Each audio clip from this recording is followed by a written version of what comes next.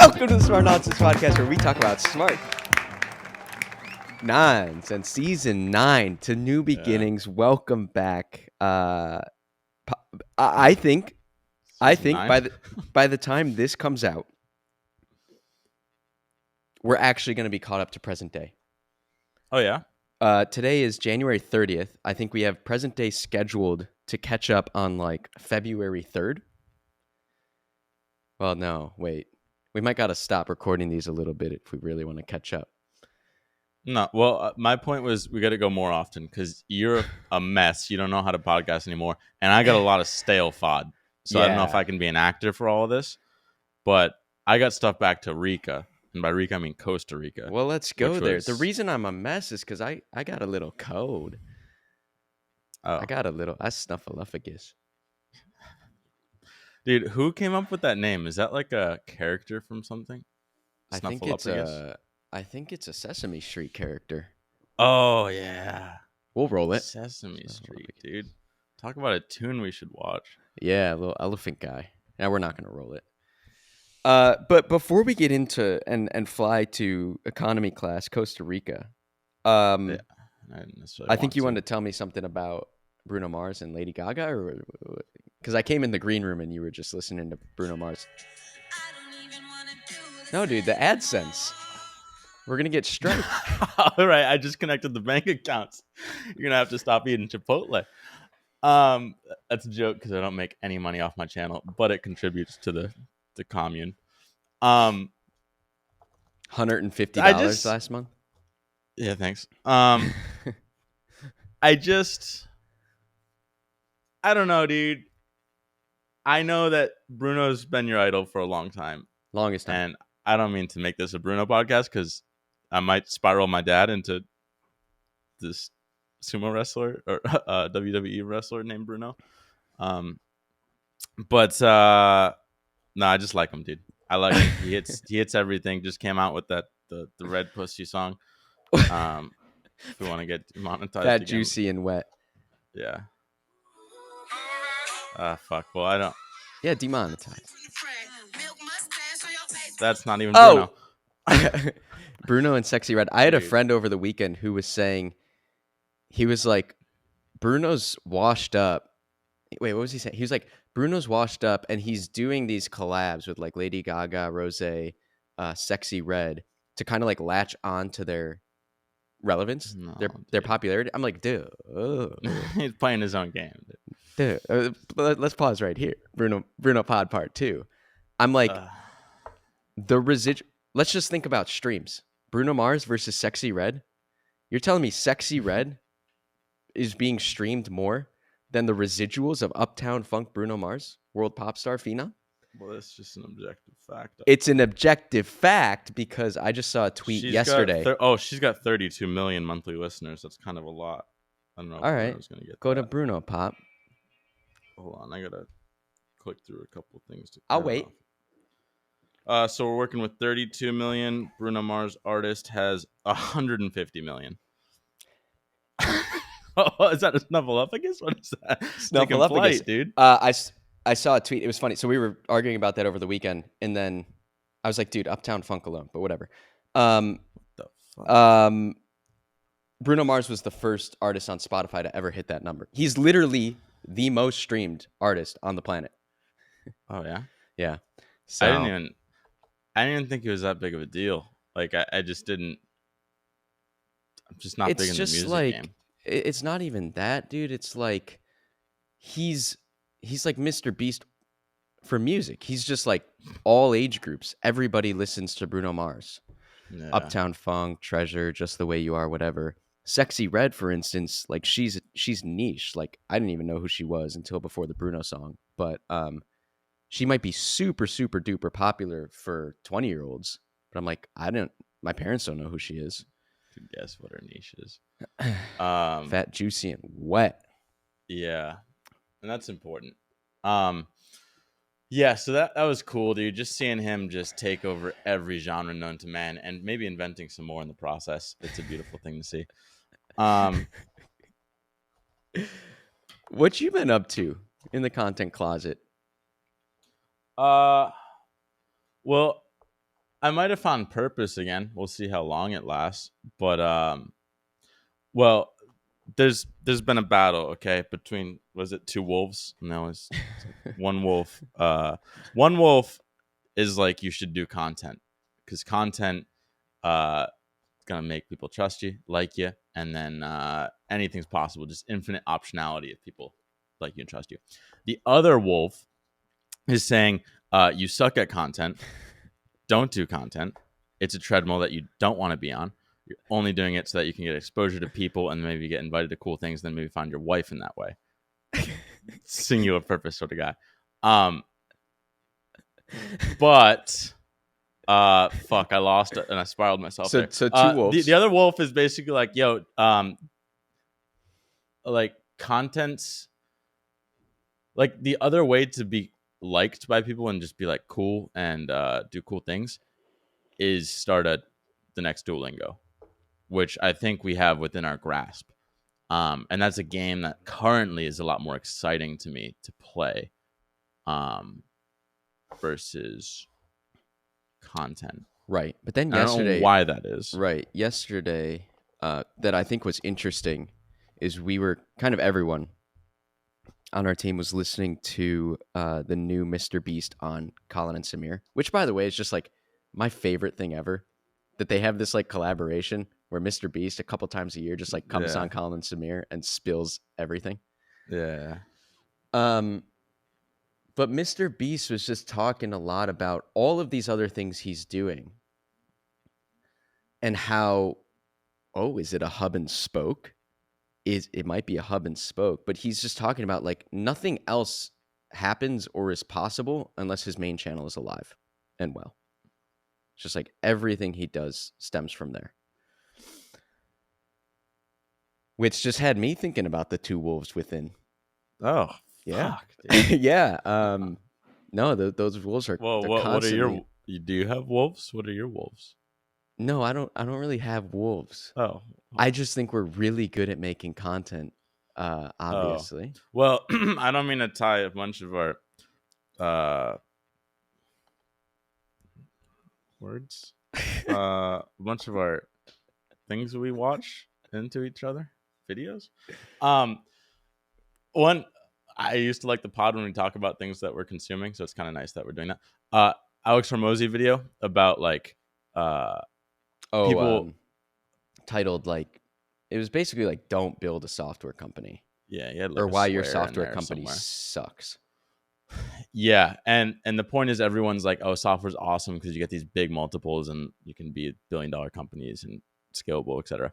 And he's like, nah, dog, like it's when you're like one of 100 amazing software companies, yes, it's incredible, but like you're probably not that. Like you're most likely just going to build a bad app, especially if you don't have a technical co-founder, and then you're going to waste a lot of money, a lot of time, and it'd just be better just focusing on like a really good like white glove service agency, just or what you're best at. He's saying like, right. If you've built an incredible course or an incredible online service or whatever, and then you think, all right, I'm going to turn this into a tech solution and I'm going to make it mobile or whatever.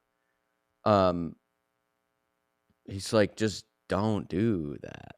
Well, it reminded me, and do what you're best at.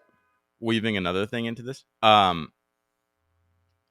we talked to David Sachs and we had a little dinner with him at his birthday party, it was like, oh yeah, David, we have our agency, it's going pretty well, but what we really want to do is make a clip making software because we can just do what we're doing at scale. And he's like, his first thing was like, well, how well is the agency doing? And we're like, well, all right. And he's like, well, why don't you just make the agency better by giving your clients an account manager, for instance? Right. Which was also Alex Hormozy's point of like, just make your thing better. Yeah. And then kind of everything else is downstream of that. So it's been thought provoking. So yeah, Mr. Beast, I forget how we're tying all this together, but Mr. Beast was basically like, most creators shouldn't start a company. Like everyone's like, yeah, start a company and you can, make a lot of money.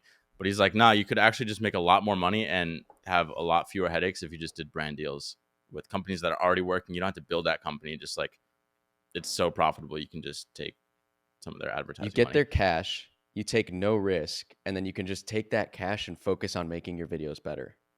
Right. Not Right. focus Right. on like building a business on the So side. you keep the one thing, or the main thing, the main thing. Yeah. Um, what's kind of interesting with us is we're like, we're in between. Like, I think a lot of creators are just creators.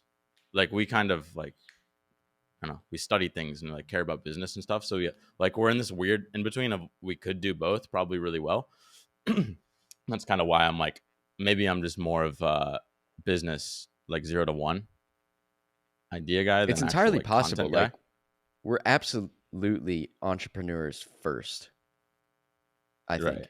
Mr. Beast was mostly talking about, like, say, Emma Chamberlain, who's an incredible YouTuber and then goes and makes Chamberlain coffee. It's like, that's really hard to do. Yeah. The only way Mr. Beast does it is he'll just partner with someone that's an expert in that, and he just markets and they run everything. But we kind of like dabbling. So I don't know. It's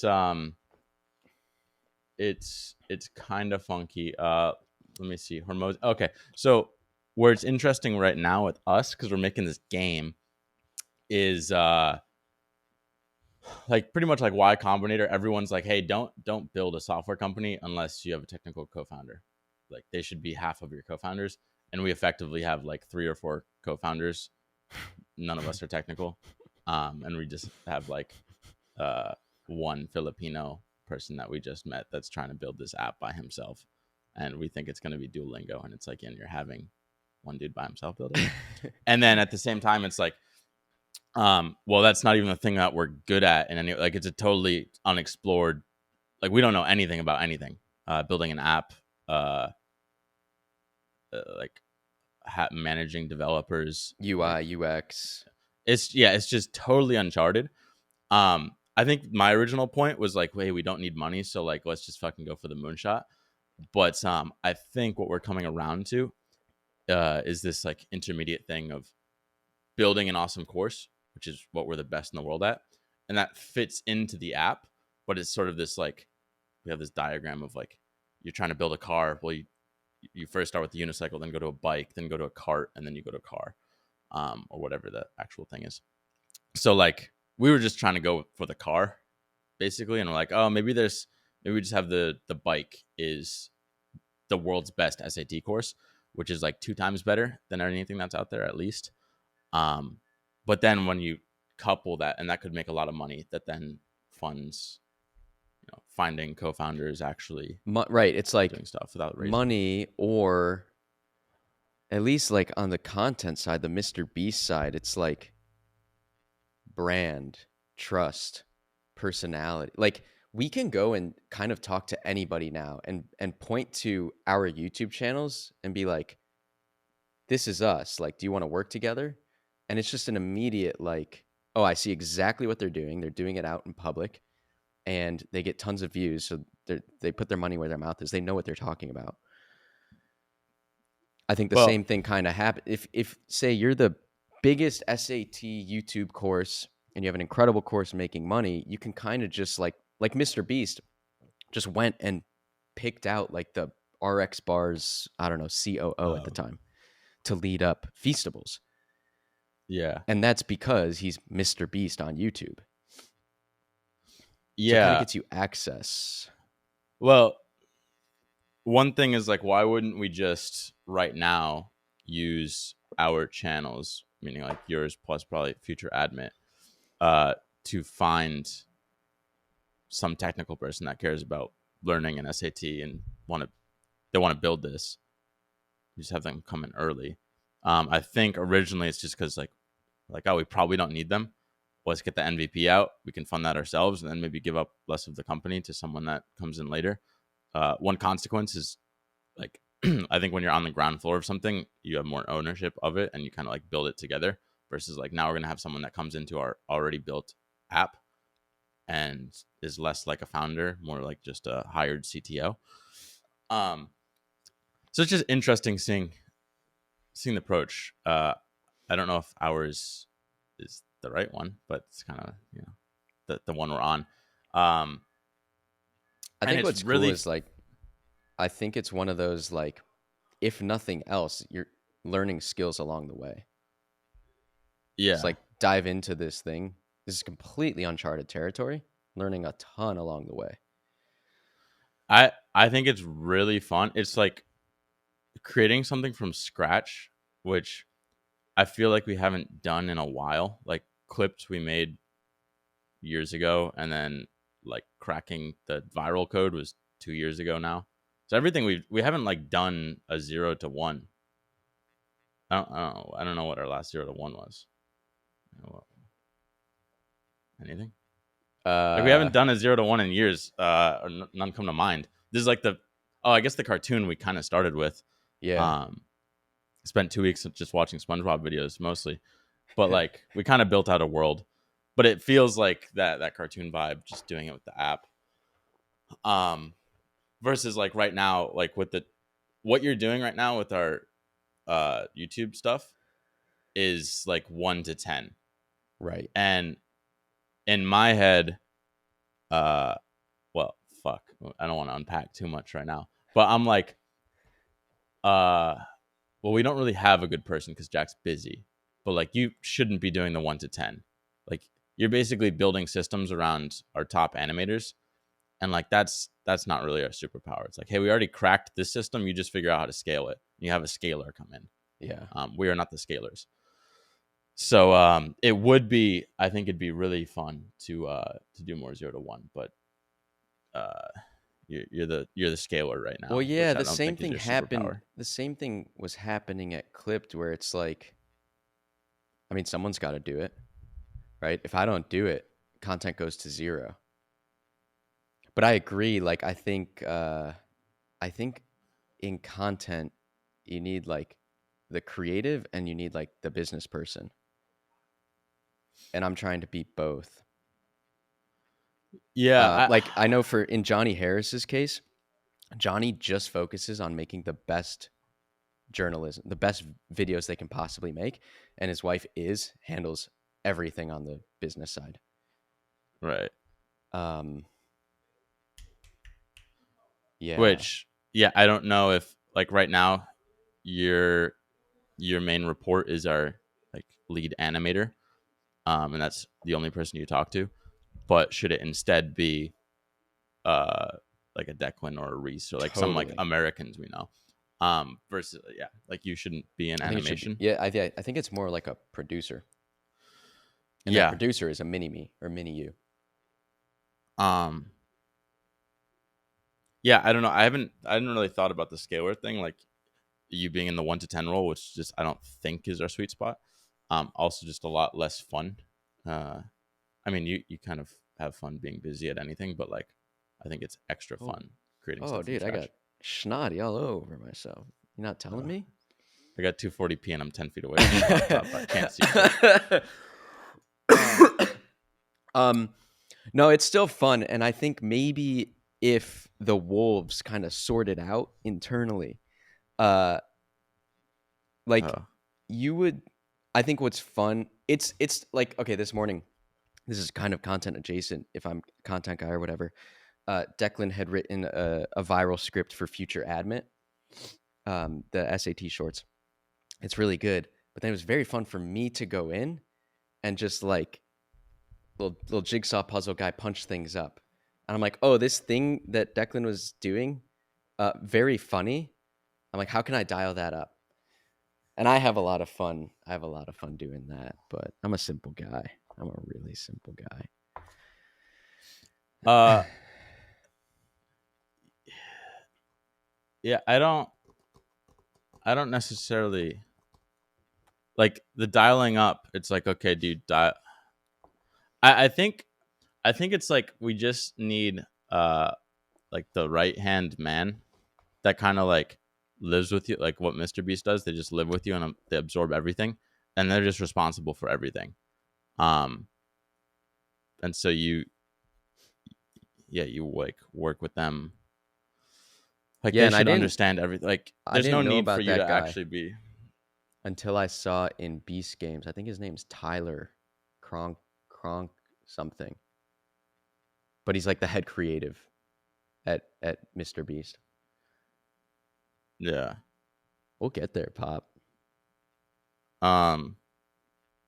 We'll get there. Fuck. I mean, fuck. Do I go down the rabbit hole of unpacking my sorrows?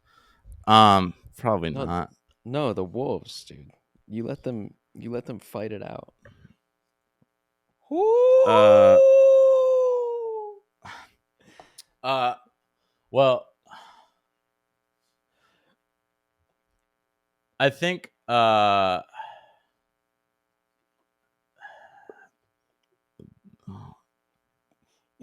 I think there's something weird. It's like what's his Andrew Wilkinson. He talks about like you're out chopping wood, and then I don't know, you're good at it. So people are like, "Oh, can I get some of your wood?" And you're like, "Sure." You take some of it, and like their neighbors see like, "Oh, you got wood? Like, where'd you get it from?" And it's like, "Oh, I got it from Henry. He's chopping wood." And like now the whole neighborhood wants wood, so you're chopping wood, and you make a little wood mill. What do you make a little factory of wood chopping, and now you're just like managing people chopping wood, and like you end up just being a giant corporation, and you're managing all these people, and like, dude, I just like chopping wood. Um, Kind of feels like that in that like there's like as we try to scale everything, um, we're no longer chopping wood, um, which is like the fun part. It's like why. Yeah, but your other wolf is like the second you sit down to quote unquote chop wood, which is like write the next thing or pioneer like longs, for instance, last week, you're like, no, I don't like chopping wood. I don't like chopping that wood, perhaps. Well, no. Okay, so analogy breakdown. Yeah, I don't want to chop wood forever. It's more like yeah, it's fun just like starting thing like from scratch, I guess. So yeah, the analogy doesn't make Right. sense there, but like um basically the current feeling is you start a startup and you like really like the early days, but then uh just you don't like scale. Uh Right. But all how do the, and I think this is what Mr. Beast was, Mr. Beast and Hormozy, it's like all of the gains. It's kind of, I think Mr. Beast was talking about shiny object syndrome, or Colin and Samir were. It's like you can go around and you can start all these things, but like all of the gains are in doing the thing that's working and doing it better. And so that's where I always come back to content. It's just like that's a game that we can always be working on making better.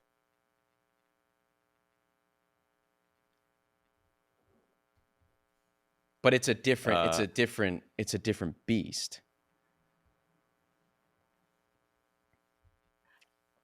Oh, yeah. I saw an 800 or 900 yard stare, Yeah, I mean, almost unfortunately, I'm in encroaching a on closet, so it's about 3 feet maxed out. But encroaching on yeah, 1,000. if I didn't have a wall here, it'd be thousands potentially. Um, You want to tell me about? no, Oh, you dig well, deeper? uh, I don't know. We'll probably dig it up on the Jack call, but basically, like the company for a while, like at the start, it's a startup, so it's like you work on something with your best friend, but then when you scale, now it's divide and conquer, and suddenly you don't work on things together and you lose a best friend. It's like, oh, that's a lot less fun. um so it kind of feels like what No, but we used to be. can work on anything together. But I guess then it's the question of, yeah, like what are you working on, right? I'm like, okay, content's the thing. Let's work on this. Let's crack this. Let's pioneer that. Let's crack 30-second shorts. Let's go into longs. And then it's like, well, yeah, but I don't want to do that. I want to go do that over there. Uh, well, I don't know. I don't know what's rationalization or whatever, but like, I guess cracking longs involves a treadmill. Uh, like I don't know. I crack shorts, and then I'm just like, okay, I don't want to keep doing this forever. Like, there's no like scalable version of that for me. If that makes sense, it's just like, okay, I shot it short on Bin Laden or why America's a superpower or a long, and now I gotta like do another one. No, I think there Um, is like, that's obviously a solvable problem. You go to audio only, you remove yourself from the thing, you maybe unify the channel. So it's not Dylan Jardon, it's smart nonsense. I think there are ways to uh, solve like the treadmill problem.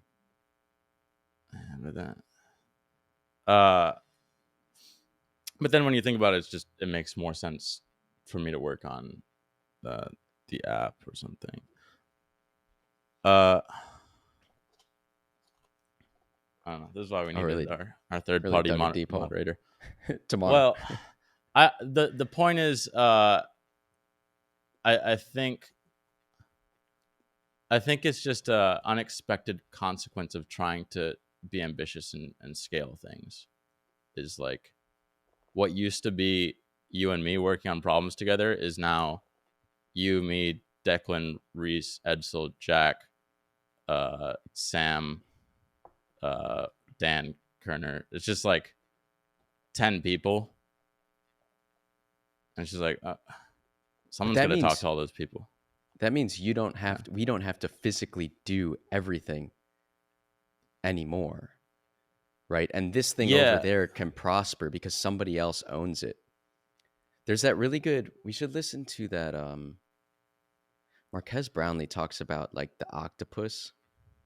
This is just to his YouTube channel specifically. But you get to a point where it's like, I guess like I was saying earlier, I can't make the best content possible and focus on selling or doing brand deals. So I need to like chop that octopus arm off and give it to Sam, for instance. But yeah, it's different. Yeah. That's my point. Is like, yeah, obviously I get the benefits of having people own things, but also if each person takes an hour of your time, even if that's like not a lot, now half your day is just gone to other stuff. Uh, But so that's kind of the pessimistic way to look at it, right? I gave up an hour, so now that like that thing is gone to something else. But it's really like I gave that person an hour so that they can go create 40 more hours without well, me. no, I think I get the like efficiency of it. I'm saying like it's like we're running a super efficient factory, but it's like that's not as fun as like just being in the workshop with your buddy, which is like it's just like I get it. Like you kind of got to be that to some extent, and probably like there's probably a more optimized version of like we're new to the scaling thing.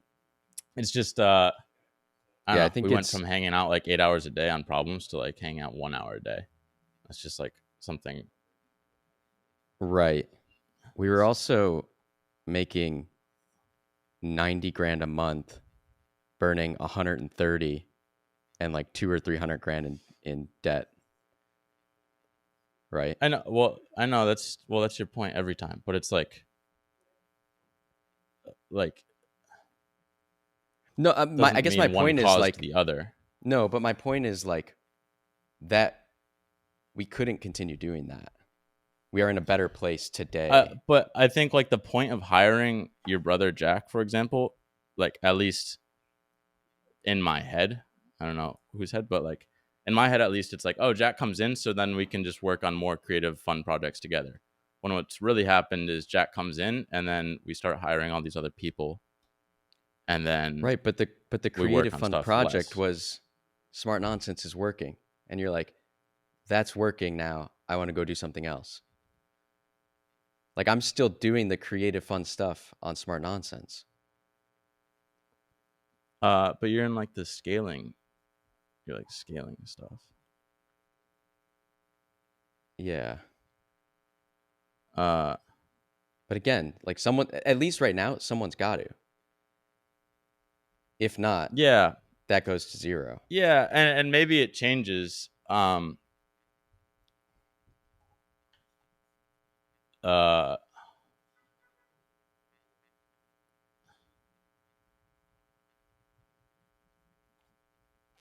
Should we get out of here? yeah, I don't.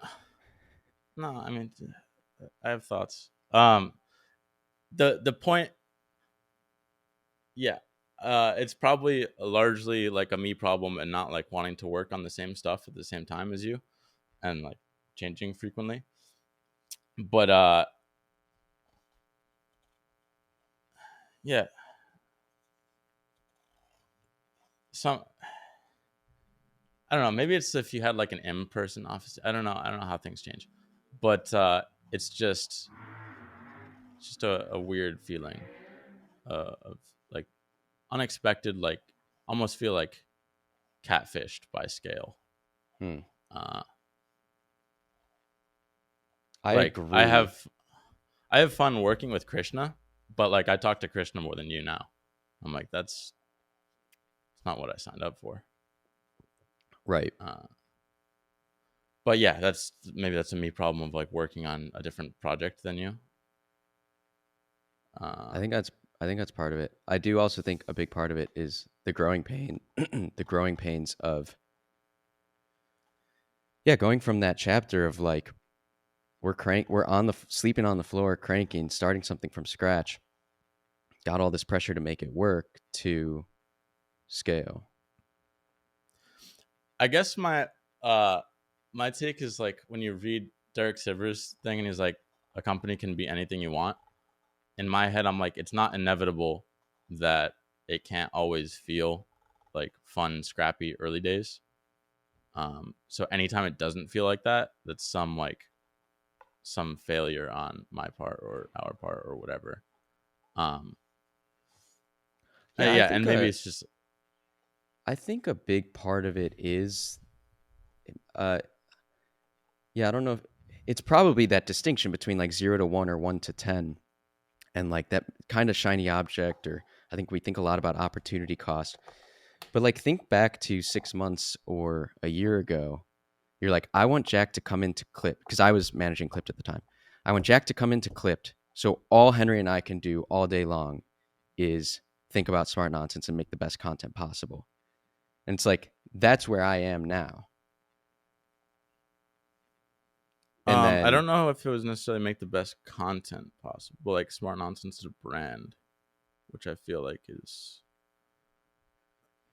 like which is all I do now, right? Like I meet with my job is to right now it's just make the best shorts possible. Um so yeah, I guess I feel a little bit like I'm there, I'm doing that.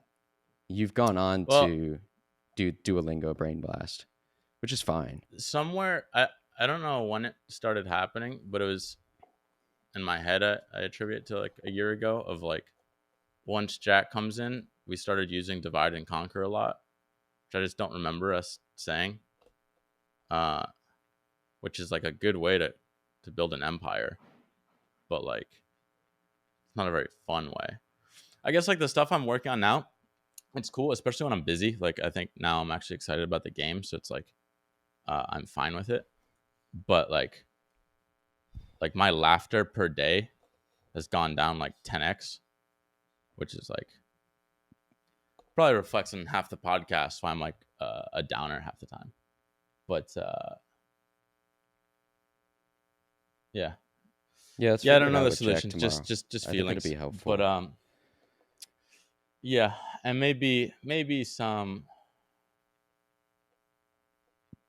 Yeah, the It's divide and definitely conquer. well. It's like the most fun I've had in 2024 was working on the cartoon or whatever by far. And obviously you can say like, well, that didn't make money. It went nowhere. And I'm like, that's fine. Like, that's Right. the point of having other people operate profitable businesses. Like, we can work on the fun other projects. And like, I think you're good at being busy and stuff and kind of like occupying the mind, which is a good substitute. But yeah, I don't know. Just like I like doing the fun stuff. And yeah, I don't know why I don't want to. Again, my rationalization for not wanting to do my own long form and crack that with you. Oop! I swear to fucking God, No, dude. Pop. Ugh, No, dude. end on And that with note. that, the camera dies. So this is 240p episode. One of the most important episodes ever, 240p. Gardaloo. Did I even get a Gardaloo in there? Fuck.